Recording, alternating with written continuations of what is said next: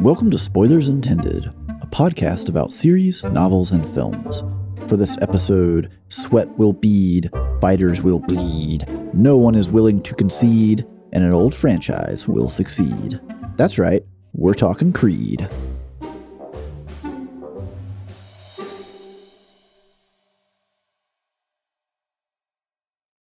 Hey everybody, welcome to the show. I'm Stephen Ford, joined as always by Joel Killingsworth.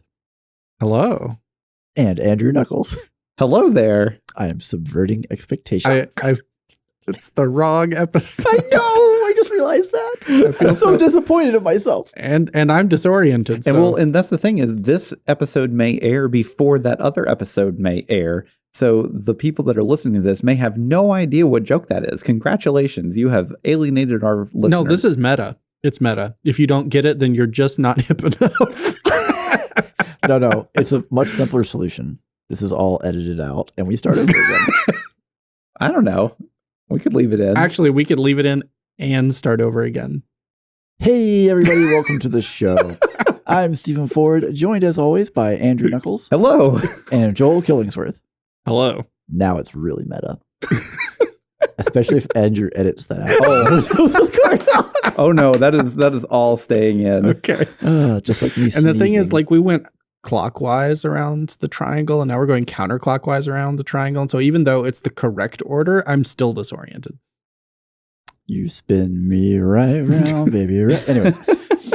So as we've already alluded to, we are talking 2015's Creed. Which could technically be Rocky 5? I hesitate because I wasn't Rocky 6. There's a 2006 Rocky. You're right. Yes. There was. That's why I hesitate because like, wait, it could be Rocky 6?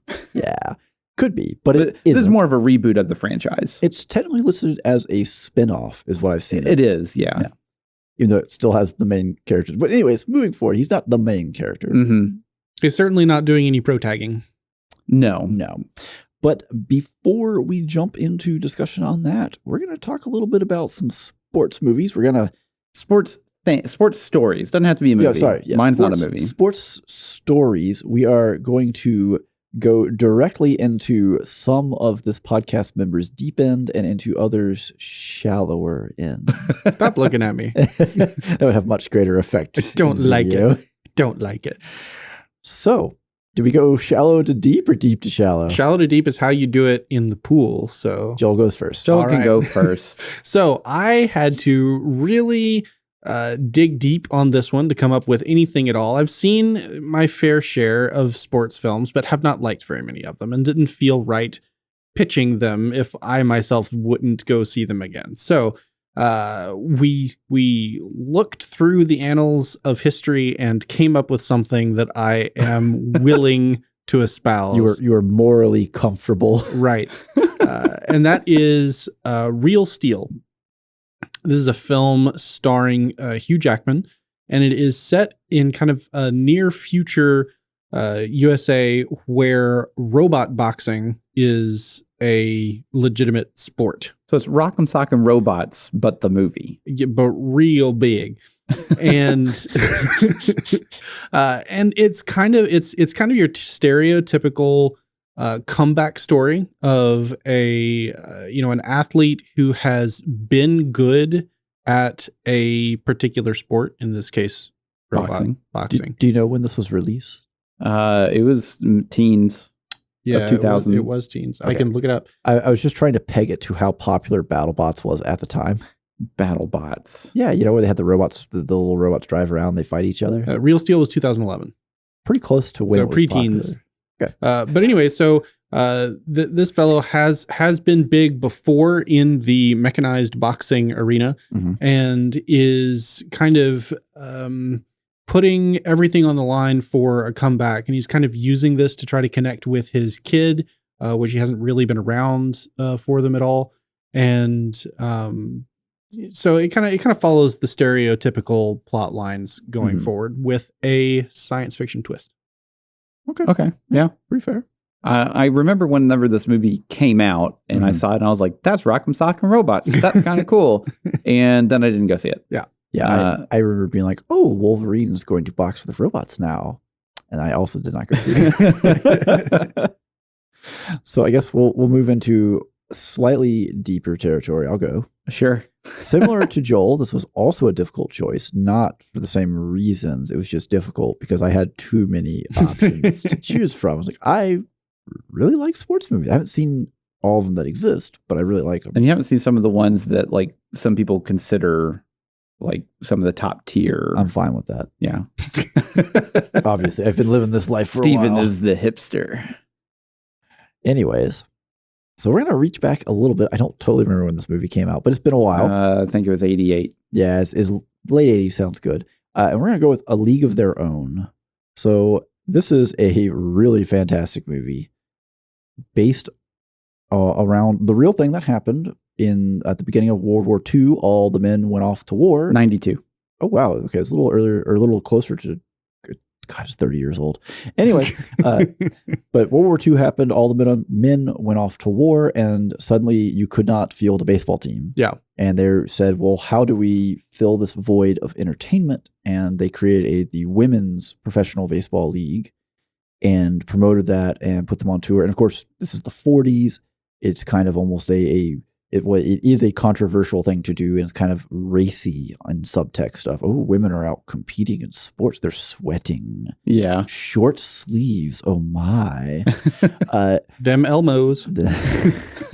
Elmos or elbows? Elbows? Elbows would be the proper pronunciation if I chose to use it.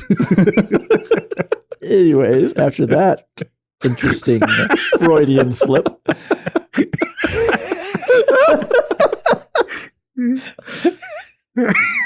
I just imagine Elmo playing baseball. With no elbows? A whole bunch of Elmos. This was the solution to the lack of baseball in World War II puppets. I found the teaser. Anyways, so we follow a particular team, specifically two sisters who are on the team. One of whom is Gina Davis. I can't remember the other actor or actress's name. It's been a while. It's been a while for me as well. Madonna is in this movie of all the interesting choices, as well as oh wow, I just blanked out her name. O'Donnell. Oh, Rosie O'Donnell. Rosie O'Donnell and Tom Hanks. Well, that was where I was going. They are joined by their a typical trope in sports movies. Their failed last chance individual, who is Tom Hanks in this case, to be their manager, a former famous baseball player who has fallen out with injuries and alcoholism, etc. And yeah, hijinks ensue. There are a lot of great quotes in this movie. It's really funny. It's heartwarming. It just hits all the right notes. You know, sports movies usually they come through. You have the underdog, and you know the underdog's going to come through, right? That's why we've signed up. That's why you watch it. Yeah, we're not here to just watch the Yankees just drub everybody in front of them. That's not a movie. So you know how things are going to work, but they do a really good job with the relationship between the sisters and kind of the competitiveness there. And there's a lot of side stories because America's at war, and you know, tragedies happen in war, so these kinds of things come up and other stuff. And it's a really interesting kind of a I would call it a period piece because it is very set in that era of America and the attitudes, et cetera, are all at play. So it's a fun ride that has a lot to offer, I would say. Yeah, and remember, there's no crying in baseball. There's no crying in baseball. There's no crying in baseball. Yeah, perfect quote. Andrew? Okay. So I love a good underdog story. As most sports movies do as well. And shows. I hate watching sports, but I love sports movies and I love sports anime and TV shows for whatever reason. Yeah, it's really weird. I just don't like going to watch sports on TV or in person or anything like that. It just doesn't interest me. Yeah. But I love when I can get behind an underdog character and root for them and watch them go through the full arc of their character development, right? Mm-hmm. So I picked a 2015 anime called Megalobox, and it is set in the near future. where there is basically underground boxing that, or not really underground boxing, just boxing in general has kind of adapted itself to where the boxers now wear these kind of metal frames over their arms, which gives them basically harder punches and they can defend themselves and stuff. And so this is the precursor to Real Steel. Yes. In the same universe, basically. Yeah. It's like you have Brass Knuckles, this thing, and Real Steel. Hugh Jackman is one of the characters in this. He's getting ready to fail. So this pretty much encompasses all of the classic underdog tropes where you have the good at what he does, but disgraced boxer that is, fighting his way up from the bottom all the way up to the top. And then you have the disgraced and substance abuse mentor / coach. It's almost like the same sports story has been told a million times. Yeah.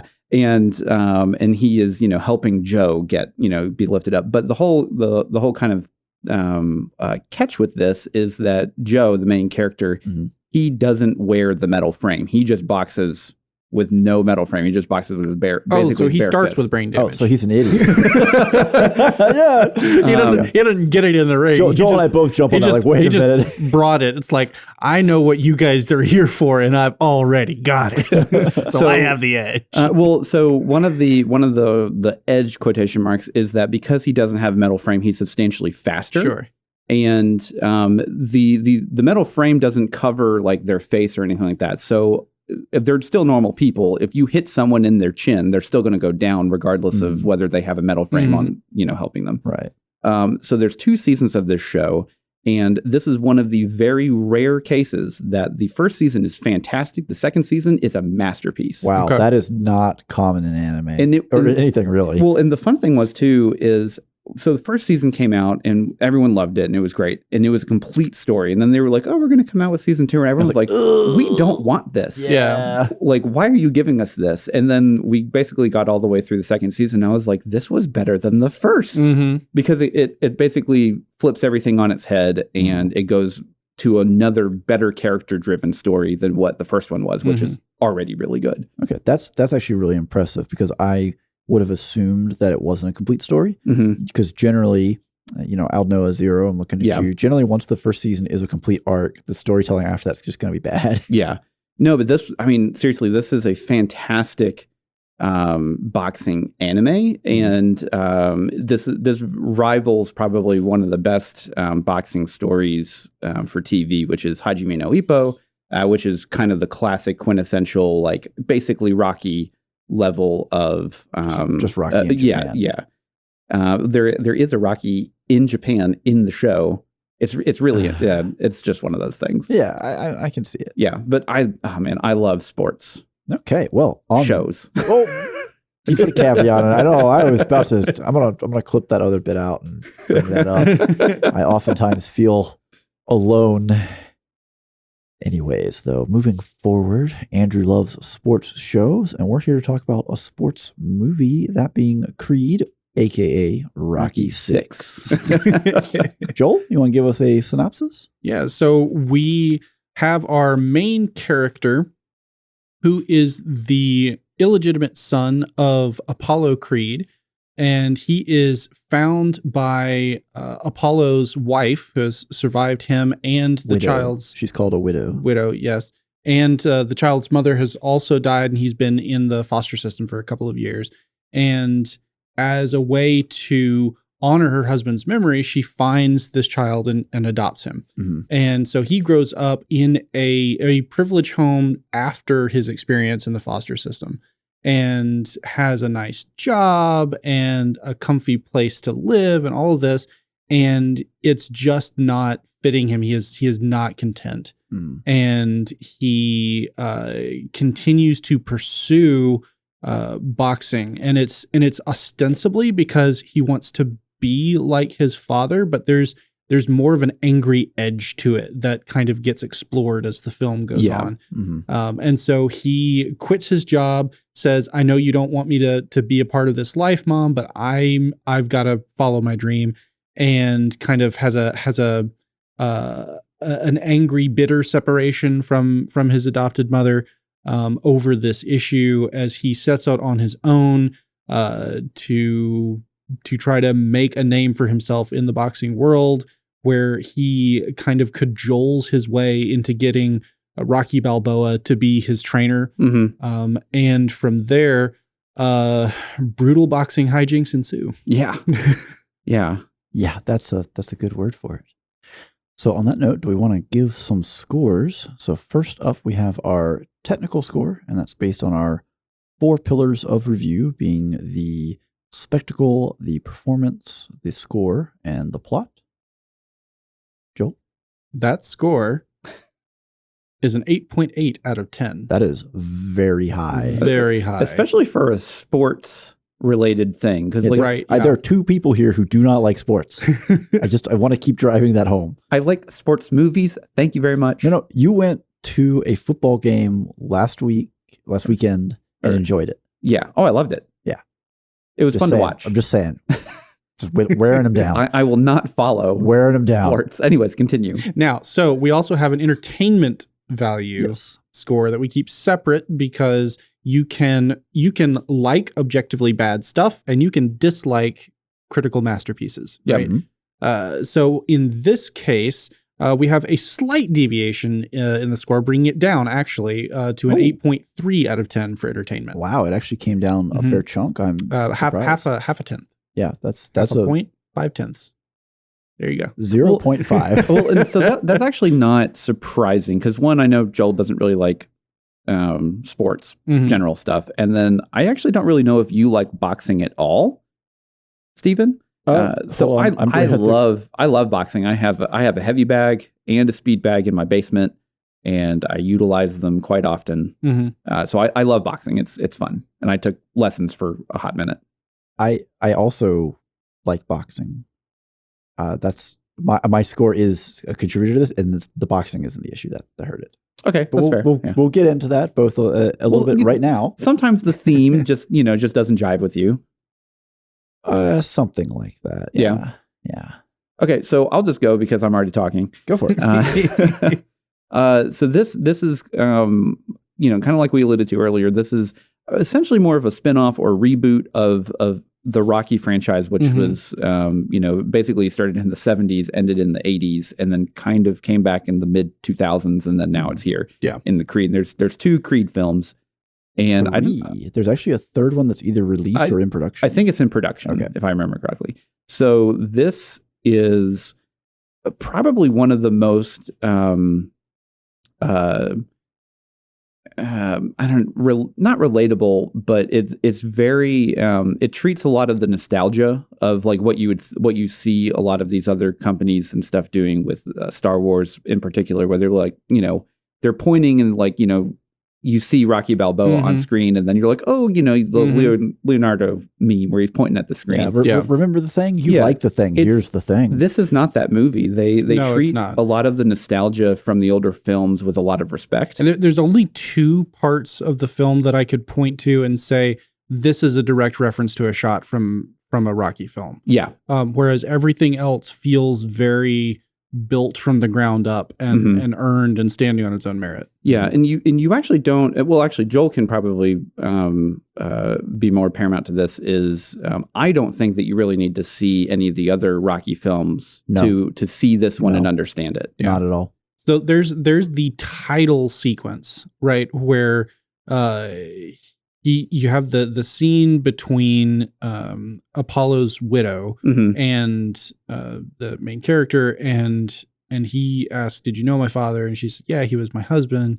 And he says, "What was his name?" And then it and then it goes to Creed, right? Yeah. And like, you don't get that hit unless you already knew and loved the character. That is true. Yeah, that's valid. So there are little things like that. I think that's the most over the top one. Yeah. But yeah, I mean, like it's boxing. It is a very relatively by the books. It's almost just Rocky 1. It is the plot. There's so much going on here, especially with the actual arc of the fighting that is just Rocky 1.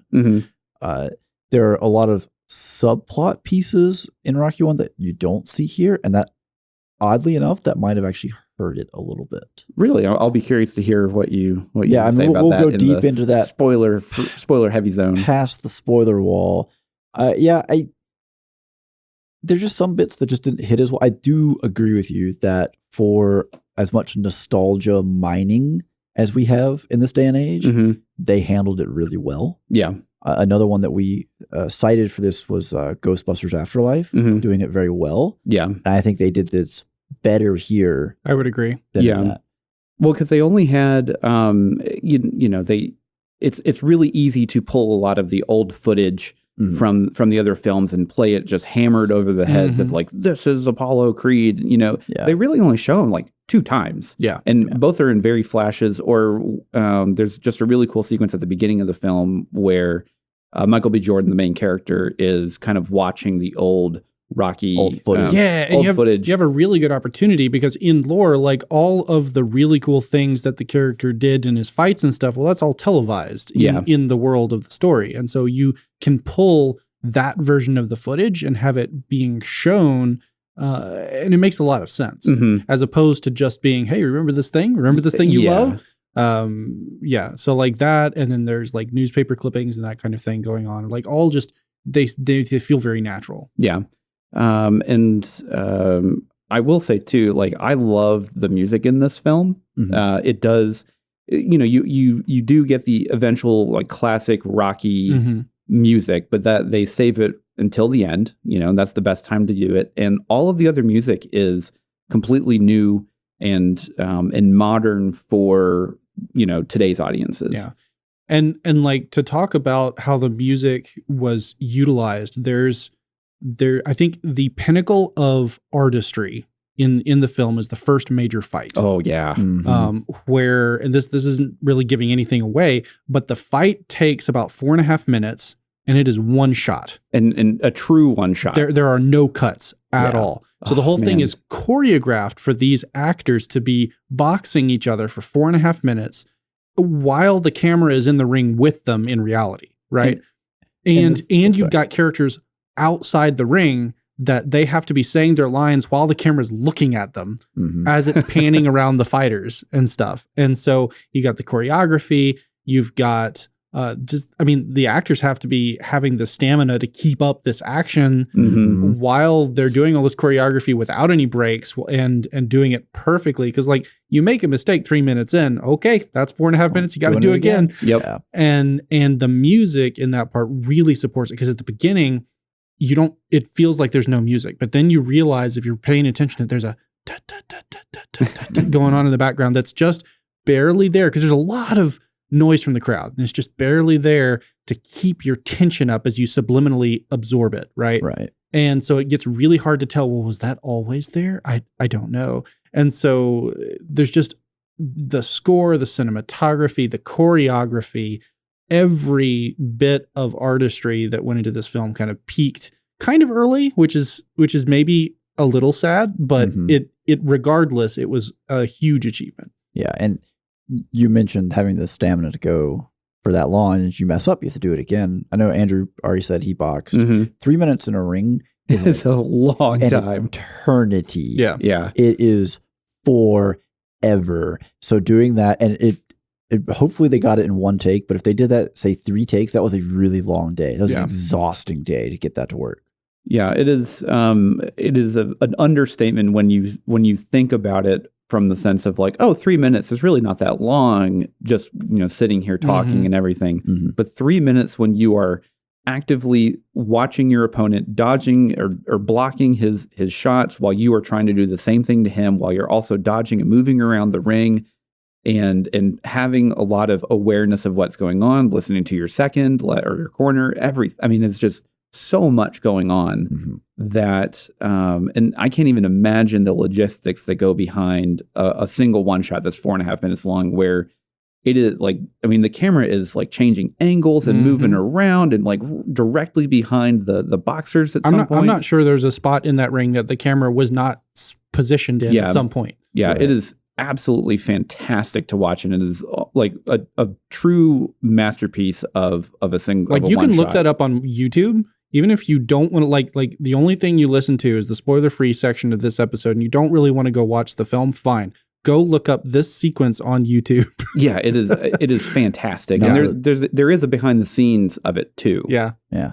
The timing of that too, where they have the boxers come together and they pull back and the camera focuses on one and the other one kind of slides in around the camera almost. Mm-hmm. So it's kind of like they exit and re-enter scene. So you could almost say, oh, was this a cut? But no, it's the whole thing is just going, and they're so hard. There's a reason why when it happens, you get behind the scenes of it happening and people talk about it because it's so hard to do because, modern movie production, if you want to do this kind of one shot, everything in the set has to be You have to be able real. to see it. Yeah, it can't just be a lighting stand. Yeah. And they have to have, the lighting has to be there because this is a really well lit ring and a very dark surroundings. And the characters, the boxers are taking damage, right? Like they're taking injuries to the face. And so like there's extra blood and stuff that gets added to them when they're off screen. So like there's active makeup change that's happening the whole time. People are popping up, dropping down, getting low. Yeah. Mm-hmm. Yeah, it just, that kind of commitment to it is just really cool. Yeah. Yeah. And there are other multiple one shots in the film, but nothing to that level of intensity. Mm-hmm. And it really serves to just shoot the tension in that fight way up. Because like there's already, the emotional stakes are high. Yeah. And this just shoots it through the roof. It amps it up so much. Mm-hmm. Anyone else have anything else to add? No, I mean, it's a fantastic film. Well then, it is time to dim the lights, blast that hype music, and introduce our next contender. In the blue corner, the heavyweight champion of the podcast, Spoilers! If going toe-to-toe with spoilers gives you pause, we understand. Before you hang up your gloves, be sure to check out our other content at spoilersintendedpodcast.com. But if you're ready to go the full 12 rounds, then put in your mouth guard and watch out for that right hook.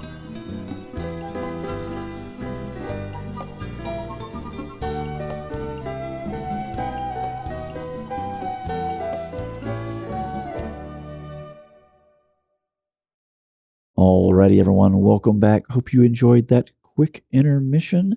In case you didn't get the message, it is all spoilers, all the time. The bell has rung. The bell has rung. Ding, ding, ding. The clock is running, and it's time to talk about. We only have 3 minutes to go through everything. No, Oh, that'd be amazing. that was just a rapid fire jab, jab, jab, jab, hook, hook, hook, go. Nothing Anyway. makes any sense. Spectacle, Joel. Well, I gave this a 9 Okay, out of 10. I was like, we've already talked about the first fight, right? Which is just and just it is masterpiece. a technical masterpiece that just like you can't say enough good things about that. And the fact that you have this fight, which is like it's the first real fight of the film, Mhm. right? Where it's kind of a, well, if this doesn't go well, then his career could just evaporate and not exist. Yeah. Right. And so you have, And ruin his father's legacy. yeah, well, and there's the tension in the background because, you know, the other trainer knows who he is, Yeah. where he's been trying to keep it on the down low. And so you kind of feel like, you know, he's already said, oh, well, yeah, Rocky, I'll keep your secret. And you're like, you're a liar. Yeah, you're so oily. We all know that's not We can gonna see happen. the grease running off of your hair. And you know, at least it doesn't come out before the fight. Yeah. Right. Like he only anonymously released it after the fact as a way to be like, well, yeah, okay, my son lost, but it was to Creed's son, so it's not that. It's not that Yeah, big a exactly, deal. yeah. It's a good loss. Yeah, Yeah. It's an honor to lose. We got the moral victory in full effect here. But then also like the training montages. are fantastic. It's so hard to do a training montage that's engaging. Mhm. And this one, they managed to do not only like interesting technical work, like you're watching the actor do things that are physically challenging. Yeah. But also they managed to sprinkle in characterization and plot progression Mm-hmm. in among the montage of just physical training, Mhm. which I think just takes it up a whole notch and a half. And even more impressive, they gave us 2 training montages. Yeah, you Yeah. get 2, and which I thought was really fun because most of the time, you know, you really only get one Before the big big one. fight. Yeah, before the Yeah. big fight. And both of them, like you were just saying, Joel, both of them gave us characterization. They gave us plot. They did a ton for the story other than just saying, hey, it's unrealistic that he could fight tomorrow, so let's put 6 months in here. Right. Yeah. Yeah. Well, I mean, like for a normal boxer's career, I mean, if you're fighting anywhere closer in the vicinity of like every 6 months, that's probably too much. Yeah, there's a long time between boxing. Yeah, because you basically normally need like two months to recover fully, and especially if it was a really heavy hitting long fight, big hits, and then you need probably another 4 or 5 months minimum to prepare for the next one. Just to get back, you need a couple months just to get back into shape. Yeah, because that recovery period, you're not supposed to do anything. Yeah. So I'm gonna take it next. Sure. Joel gave it a 9. I gave it a 10. Ooh. I like the one shot. The one shot's amazing. We've been over it a lot, so I'm going to hit on some other things I like. A judicious usage of slow-mo. It is so easy in these types of movies for everything to be slow-mo, and they used it like twice. Yep. And that was just all a little bit of spice, a little bit of, just a bit as a treat. And it was really only for just like the final climactic whenever he gets downed for the second time. Right. I feel like there was one early on in the movie that I can't totally place offhand, but it was just a pinch of salt, right? Yeah. And we didn't ruin the cookies. You do put salt in cookies. Yes. Don't at me. No, I mean you do. You're supposed to.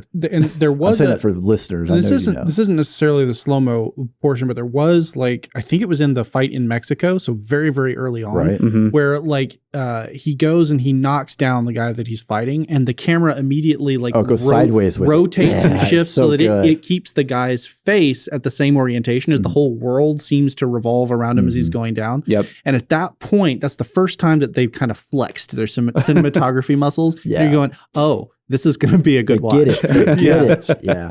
Another thing that I really liked was they did a really good job of, it's a movie, but the way the movie is shot is quote unquote the real world. And then as the big fight happens and it's being televised broadcast, they did a great job of being able to really tell when you are watching what's on the TV versus when the camera is ringside. Yeah. But then that was bringing in, actual boxing commentators. They have, the lower thirds with the HBO Sports. Right. Yeah. They have the overlays, and they did. I don't know what they did, and I couldn't find anything to tell me what they did. They did something, whether it was a frame rate shift. It would be a frame rate shift. Or a sharpness. But you could clearly tell what was supposed to feel like from again, as someone who watches a lot of sports, you could tell what felt like what should be a television broadcast versus what was just you're really there in the action, right? Yeah, so the difference would be cinema is 24 frames per second, and if you were just shooting HD video, it's going to be 29.97. Okay, yeah, that makes a big difference. Also, the camera angles, right? Because while the viewer from a movie perspective can be right there in the ring with them, a television broadcast physically can't. So there are specific angles that these things are going to be shot at that you would say, oh, this is the television broadcast, and now the camera's in the ring right in Rocky's face or whatever, and you're like, okay, well, we're real world. And they did a good job, again, with the frame rate or whatnot shift, where it was really easy to tell that switch. Yeah. So I really appreciated that. Andrew? I give it a 9. Okay. And I'm the high boy here. Well, so, I mean, we've already, talked so much about the one shot. It's amazing. So the thing that actually kind of that basically knocked it 1 point for me was the final fight. I don't feel that they did enough for like after seeing what they did with the first fight. You're like, I know what you're capable of, and it's such a hard thing too because it's a totally different type of fight, right? Because with the first one, it's very fast. Like they go a round and a half. Yeah, and in the second big fight. It is they go all the way to the end. It is a marathon. Yeah. And so you can't approach it the same way. You couldn't do it with a one shot that way. And there's also Lord. You can do one round as a one shot. Yeah. But like at the same time, they completely revert to just like they didn't even try. And there's sort of a homage to it in the approach to the ring, right? Because you have the camera following them in slightly uncomfortable paths where it's kind of going around columns and stuff following them. So you have the same feeling approaching the fight as you did in the one-shot fight earlier in the film. But then you just go to just a whole sequence of more traditional cuts. Yeah. And it's just a tiny bit disappointing. And it is definitely one of those things where that is kind of an homage to the original Rocky films, where you have, basically they would have like, it would show, one quick little, like one round of Apollo beating up Rocky and then one round of Rocky beating up Apollo and then just kind of going back and forth. And that's just a general Rocky trope, I think. Or, I mean, that's just kind of a boxing thing anyways. But they also have parallels with the different, because like the camera goes from the fight to Rocky, whereas you go back to Rocky Rocky 1, it would be going from the fight to Mickey. Yeah. Or to Bianca in the stands, where we go to Adrian. Yeah. It's the same type of jumps to these specific people from basically the same height and angle. Yeah. Because there are definitely a couple of shots where the camera is kind of not below the ropes, but it's a slightly lower angle and that felt very like Rocky, like classic shots. Yeah, so like I only knocked at one point because the rest of the film is shot beautifully, honestly, and especially like the nightclub scenes whenever she's performing, and then the training montages are fantastic. And the cool thing is too, like I am not a boxer. I like to box to be fit, basically. And watching the speed that Michael B. Jordan develops. Well, no, he just the speed that he shadow boxes at, like just how fast he moves his hands is just absolutely just staggering because he's an actor at the end of the day, right? And the shape that he got into to be in this role has to just. I mean, he basically had to just become a boxer, right? Yeah, because for the production. You can't just lift weights to get your arms big and then be like, "Well, I'm gonna throw these punches." That's not how being fast at punching works. Like, there's just so much conditioning and stamina that you have to be able to do it that quickly. Like, speed back is one thing, hitting the heavy bag, that's another thing. But the shadow boxing is just so impressive to me. Whenever I'm just watching that, I'm just like, you've been working out for pretty much a whole year at minimum to be able to do this. Well, speaking of the shadow boxing, we're still in Spectacle. The bit where he has his dad's fights on the projector and he's shadow boxing in the projector. Oh, yeah. Because I see both y'all's points about, hey, we got a one shot kind of early in the movie. And then it kind of peaked. And the climax doesn't have that same feel. And I do think if they had one round, especially if we did the flip, right? Because that first fight, we do a one shot and Jordan just beats the dog out of his opponent, right? Well, what if we had a one shot where it's just his opponent just beating the living daylights out of him? It's like, whoa, this is a weird feeling. So, and probably one of the other limiting factors was they were at like for the first fight, they're in a much smaller arena that is way more contained and more controlled compared to an actual stadium that this is kind of happening in.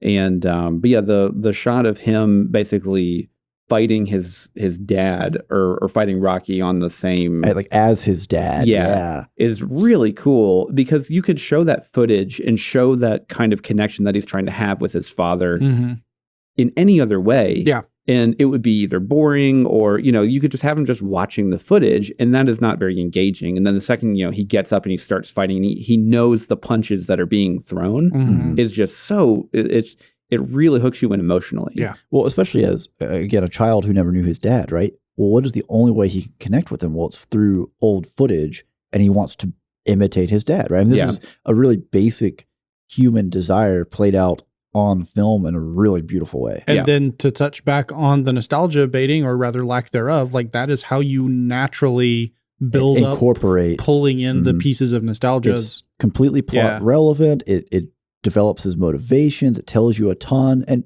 sure. Do you like the thing? Well, here's Rocky 1, but it's not the highlight of what's going on. No, it is just a realistic handling of the fact that you're telling a story that exists in the world that you already told stories in. Yeah, no, it's pretty much perfect. Speaking of maybe, we're going to go into performance. And I guess I'll take this one first. I'm trying to shovel this around a little. Sure. I gave it a 9. Yeah. And that may be high for y'all. I'm not sure.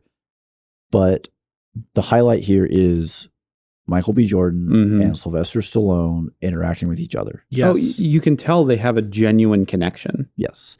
And I love the way we got some humor and they got to play off each other with basically the generational gap. Yeah. Of, Stallone's going to write out these instructions on a sheet of paper. He hands it to him and he takes a picture of it and gives him the sheet. Well, don't you want the sheet? No, it's in the cloud. And he just kind of stares at him and he looks up as he walks away. He's like, what? Yeah, you the can cloud. See what's going on there. It's just because it's ultimately it's a very serious movie, right? But those kinds of pieces are what you need, and we have 2 actors playing in a pretty dramatic role. I mean, we have all kinds of different issues here that are being developed and explored, and then we get these pieces of humor, and they both pull it off perfectly. And yeah, I loved it. And it's a good thing it was good, right? Because they're like 90% of the screen time. Yes. Yeah. And so if it wasn't good, if one of them was missing with the other, they just didn't connect, that would have been a huge issue. So while there's other performances, other things going on that I'll let y'all handle, that for me, that is enough that it really jacks it way up. Yeah. Andrew? I gave it an 8. Okay. I definitely agree. I mean, Michael B. Jordan and Stallone just have such a good chemistry on screen. And Stallone, people rag on Stallone for quotation marks not being a good actor because he's always just played these meathead kind of characters, of Rocky, Rambo, the Expendables, action hero kind of stuff.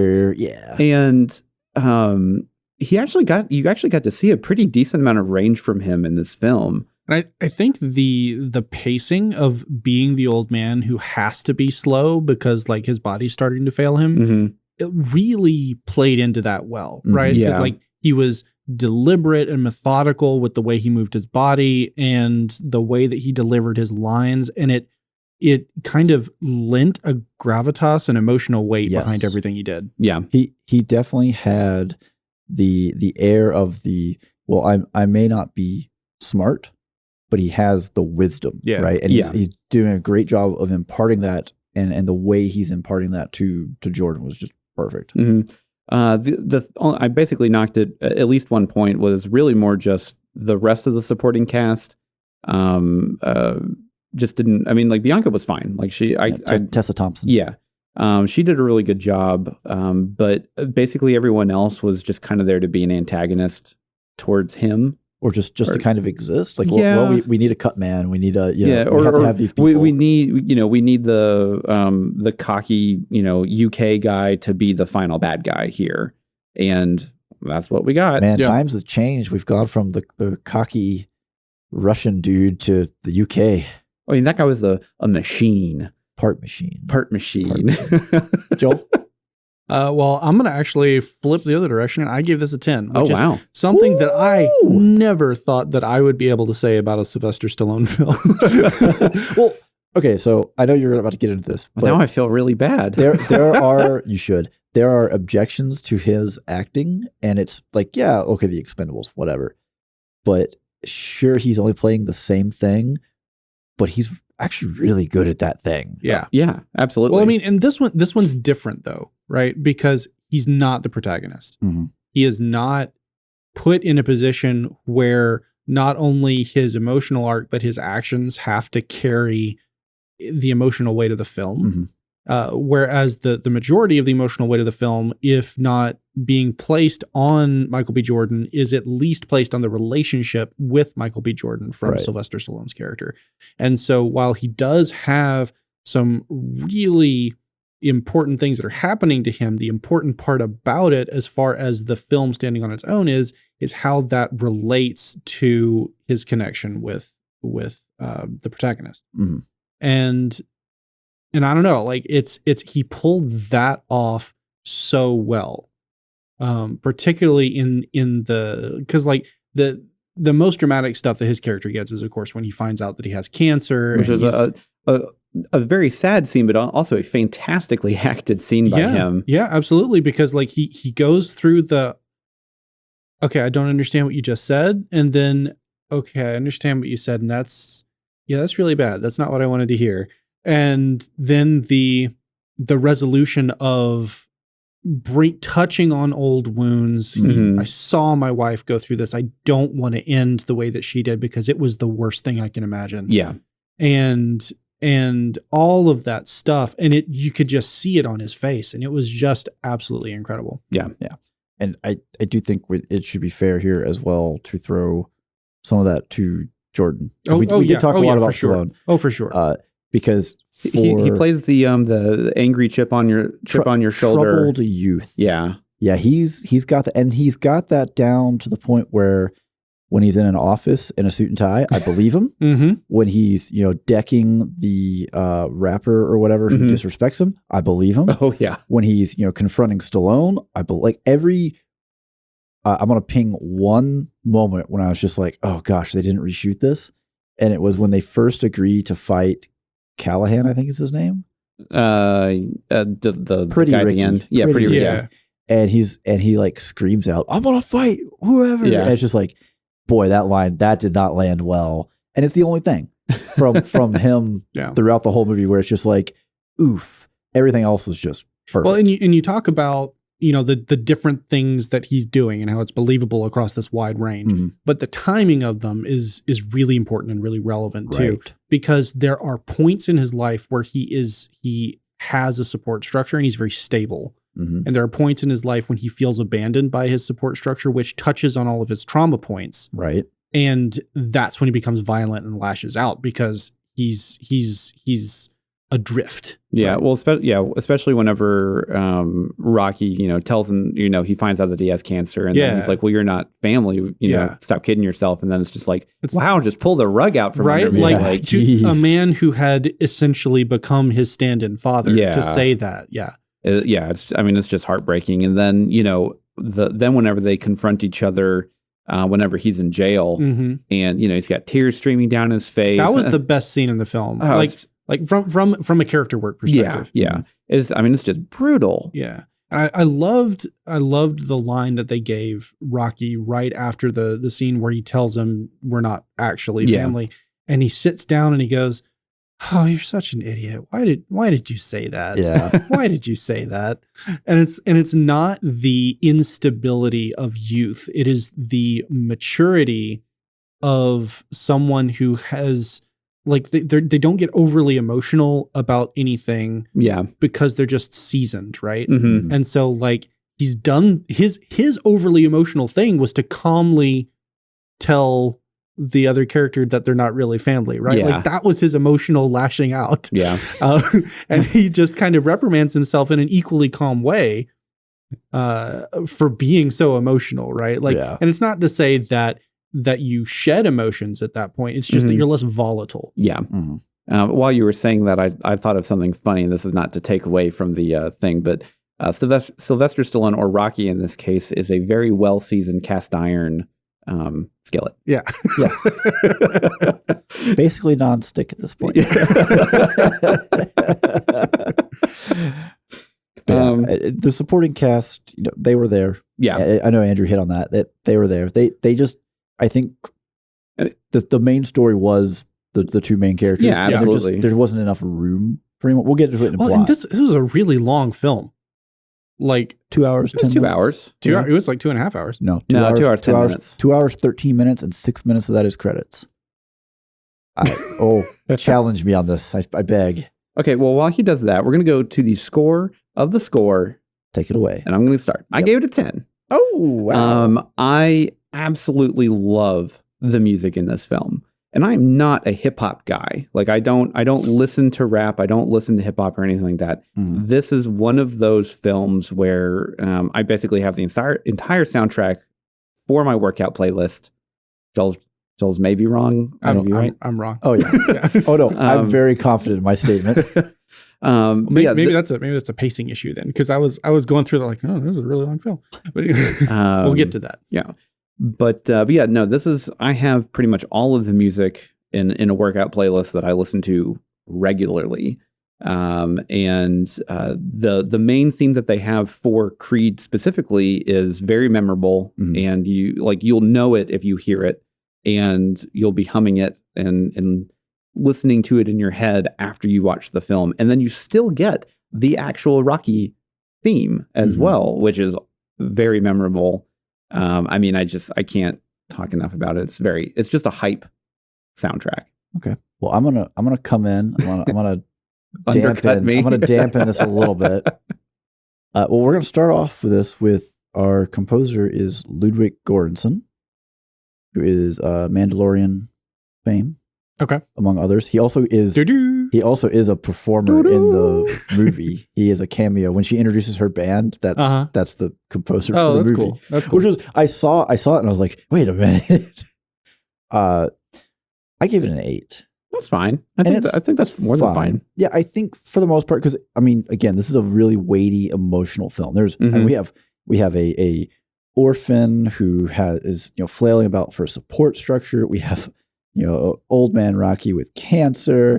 We have a singer-songwriter who's losing her hearing.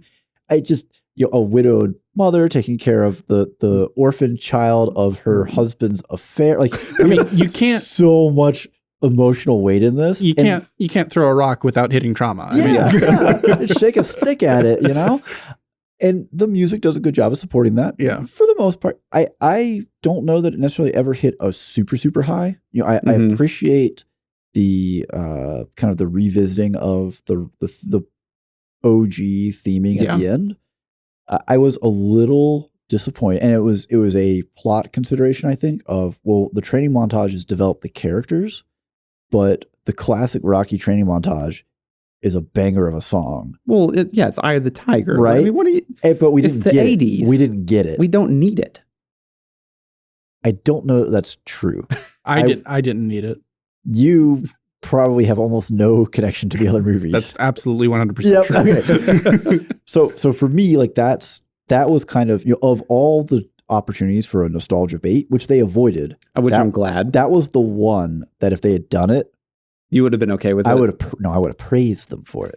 And even if they had, because again, like you said, there's a lot of hip hop, and a lot of stylistic choices here. Even if we had gotten something similar to it in that kind of flow, then I would have appreciated it. But we just didn't quite hit that point. Well, that's totally fair. So, Joel, I also gave it an 8. Okay. I didn't like. I appreciate the cultural touchstone of the majority of the contemporary music selection. But I felt that maybe they overdid that a little bit, and it kind of bled into scenes where it didn't need to be, and like it took the place of what could have been compositions that more supported the emotional content of the scene. Okay. But I think my favorite bit was the musical numbers that were used during the two big fights. Yeah. Because like, especially that first one, because it's so subtle, the way that they use the driving beat. Yeah. And it keeps the tension. Yeah. It keeps the tension, and then it escalates and escalates and escalates. And as you get to the end of the 4.5 minutes, it's really driving and exciting as he goes for the knockout. And, so that's what I got. That's fair. Yeah. Well, is it time to talk about some plot? It is time to talk about the plot. Andrew, you want to start us off? Sure. I started off on score. I'll start off on this one. We're just going around and around. Yep. So I gave it an 8. Okay. Mostly the only thing that really kind of takes it away, but it's also a good thing too, because it's still just the standard relative underdog story of the grizzled old teacher mentor is lifting up his new and cocky fighter. Tale as old as time. I mean, it happens all over the place. But it's still basically just Rocky 1, just the entire film, almost beat for beat, which is fine. But whether you like that or not, or if you want to, but they still do a lot of the story beats in kind of new and interesting ways to make it a fresh take. But overall, the general overarching story is just Rocky 1. But he loses at the end instead of, wins. Right. No. So Rocky 1 ends in the same way, actually. Does it? Yes. You're right. He does. Yeah. I was thinking Rocky 3. I'm not sure. But maybe Rocky 2. Both Rocky 1 and Creed 1 end in a split decision, which defaults to the title holder retaining their title. Correct. Yeah. That is fair. So I gave it a 9. Yeah. I appreciated the concept that we got mostly Rocky 1 again. Yeah. Which is a great film. It's a great film, and they danced away from a lot of the stuff. So in Rocky 1, there's a big focus on Rocky as basically a debt collector for shady loan shark borderline mafioso. And so we didn't get any of that kind of stuff. Which is nice. Nice. Well, and that, like, a lot of that is more of just storytelling of the time. Right, yeah. Because you have the gritty Philadelphia, upstart that starts from literally nothing. Mm-hmm. And, anyways, continue. Yeah. And I think my biggest ding for it is that, Joel already kind of mentioned he thought the movie was a lot longer than it was. So maybe it was a little slow at times. And also the love story, while I didn't think it was done poorly, it didn't maybe get quite as much time as it needed to breathe. I think it maybe needed one more scene. They needed something more in between. Like there was some transition where something needed to hit, and it just didn't quite get, and just didn't get wedged in. Mm-hmm. I mean, ultimately the story was our two mains here, mm-hmm. and she was kind of the side story. Like if you eliminate that subplot, I think it's not fair to say that nothing changes, because I think you do lose a little bit of him having another character with which to have a connection where you get to explore where he is mm-hmm. emotionally. Mm-hmm. Because you definitely don't get that same side of him being the boxer. Right.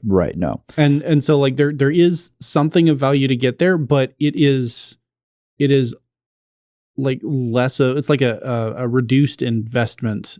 Right. A return on investment, if that makes sense. And this is kind of my where I was going with it was there's another story to be told in there that we got even less of, which is him and his mother. Yeah. And that could have kind of been your fill-in for that. That's true. But the result was we had both a love story, which is totally fine. And I loved the scene on the couch, right? And then the camera pans up to the turtle. Yeah, because the turtle has and the turtle saw it all. The turtle's existed since Rocky 1. Oh yeah. That's another, again, you don't get it, but he had two turtles as pets in mm-hmm. Rocky 1, and actually that's how he met his future wife. She worked at the pet shop, and he went there with the turtle. Anyways, so it was very subtle nostalgia baiting.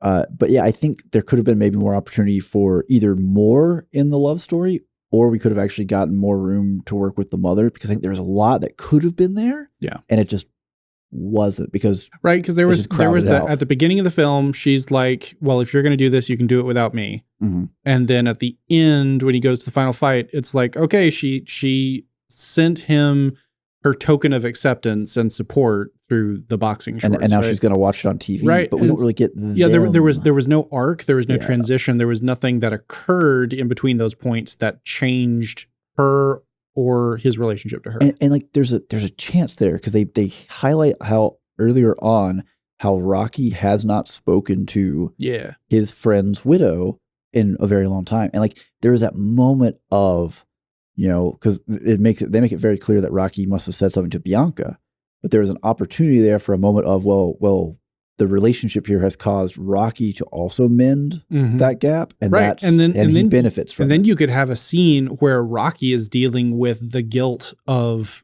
Creed's death that kind of started all over. Yeah. So I'll just interject here. No, granted, this is one singular film. There are two Creed films. Oh, I know. Yeah. We may be treading on stuff. You are treading on stuff that does happen in the next film. I figured there is, again, we have multiple films. There's opportunity for more of this. It's just within that, the arc wasn't there. Yeah. And I still gave it a 9. Oh, yeah, so, absolutely. Joel? All right. Well, I'm going to go in the other direction again. And I gave it a 7.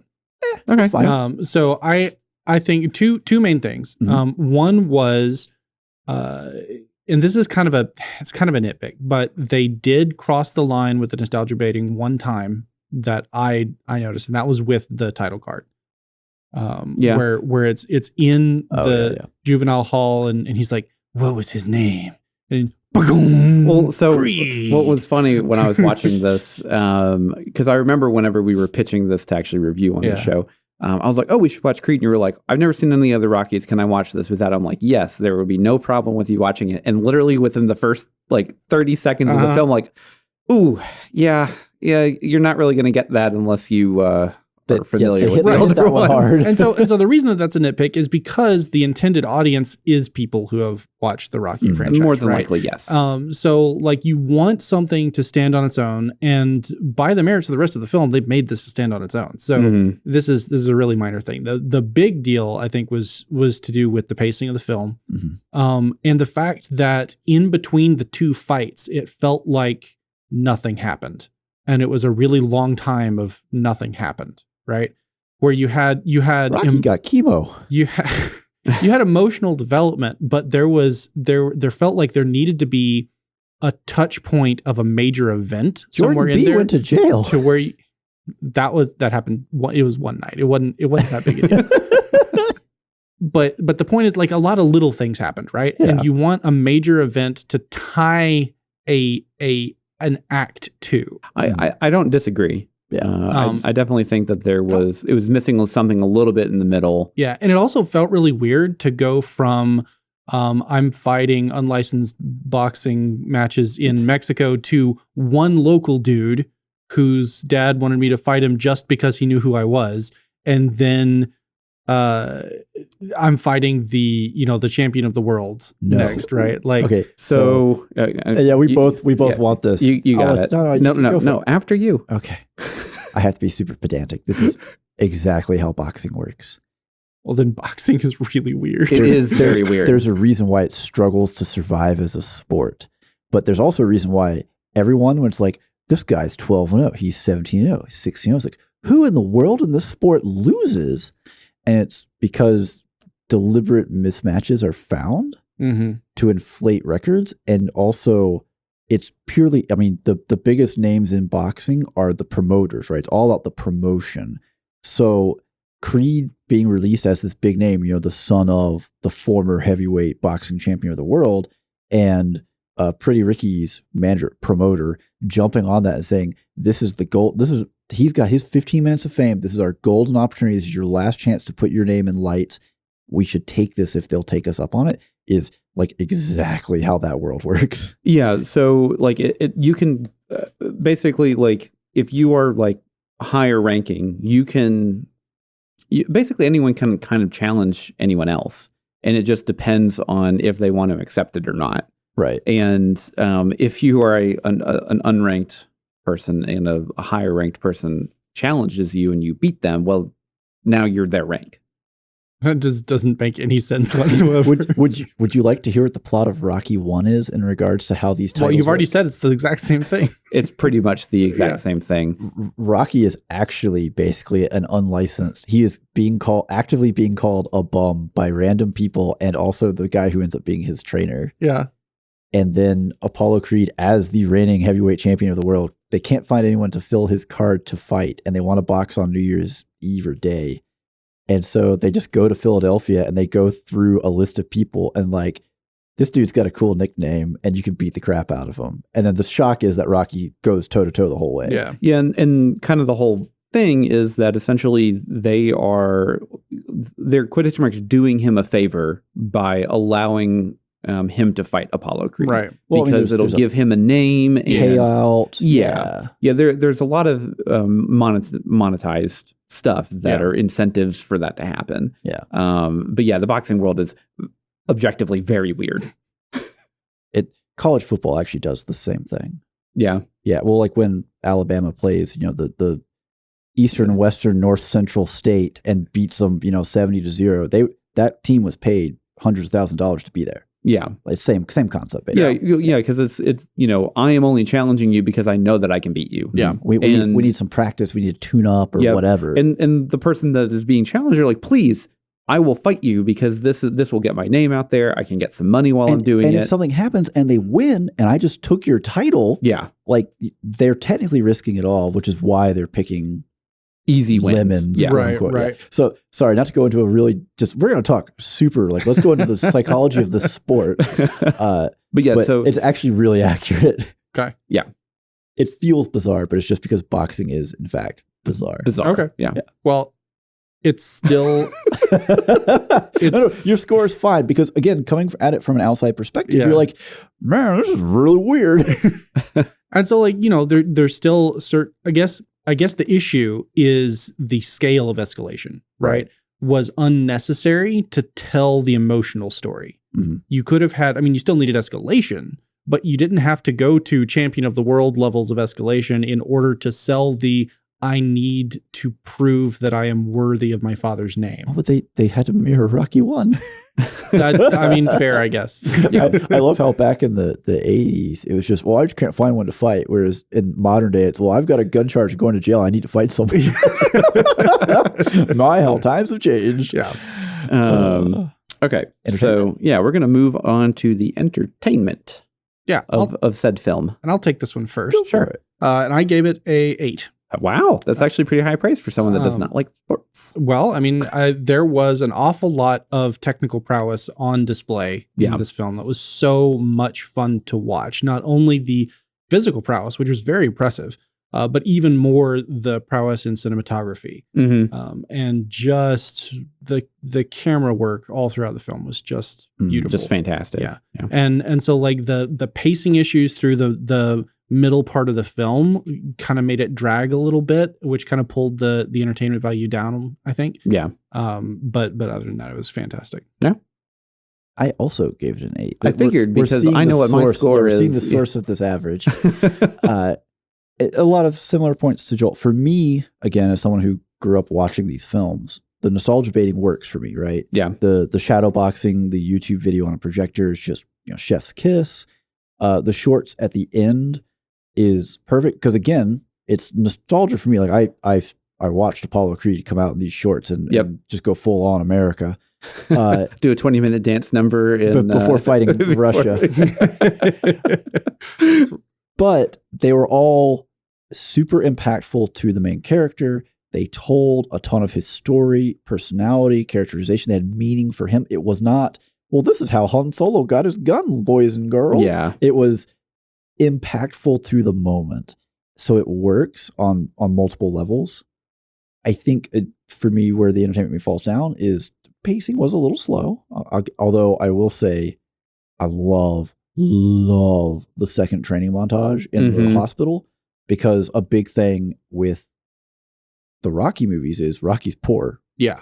And the way he works out in Rocky 1, he works out by punching meat that's hanging in at a meat packing factory.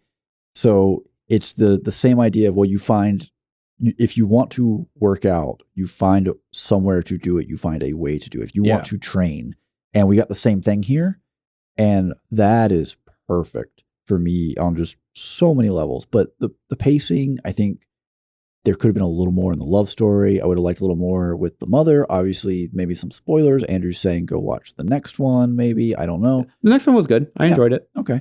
And not as good as this one. Okay, it's going to be really hard. Yeah. We can only give Rocky cancer so many times. Andrew? So I give it a 9. Okay. It was, I love sports films, especially a good underdog story.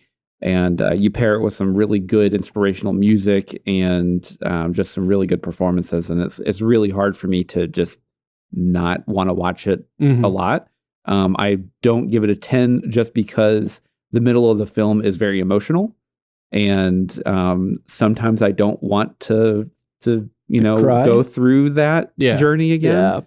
Yeah. But I will absolutely go and rewatch the one-shot fight endless amounts of times because it's just a technical masterpiece and it's fantastic. One of the other little nods that I really liked was during the first training montage. You get Michael B. and Sylvester basically doing speed bags simultaneously next to each other. And it's one really cool just seeing good speed bag, but then it's also really fun seeing Sylvester Stallone still being able to do speed bags at that speed. Well, right? I really loved too later on in the film after Rocky's agreed to go through the chemotherapy and they do the same shot. It's the exact same shot, but he's not there. Yeah. And so that was really poignant. That hit really hard. Yeah. Yeah. So, I mean, it's a really good emotional ride front to back. And I mean, if you haven't seen it and you're still listening at this point, like just go and watch the movie. What are like you doing? You could be halfway done by now. Yeah, I mean it's it's a great film, and I get really emotional with those kind of stories. Yeah. So like I'm always there for those. Mm-hmm. Yeah. Well, I think unless anyone else has got anything else to add, that is all the time we have for this episode. So until next time, I'm Steven. I'm Andrew. And I'm Joel. And as always, every spoiler was intended.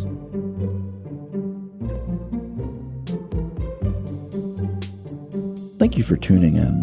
If you like what you heard, you can support the show for as low as $1 at patreon.com/spoilersintendedpodcast. We also have a Discord server and would love to have more people joining in the conversation.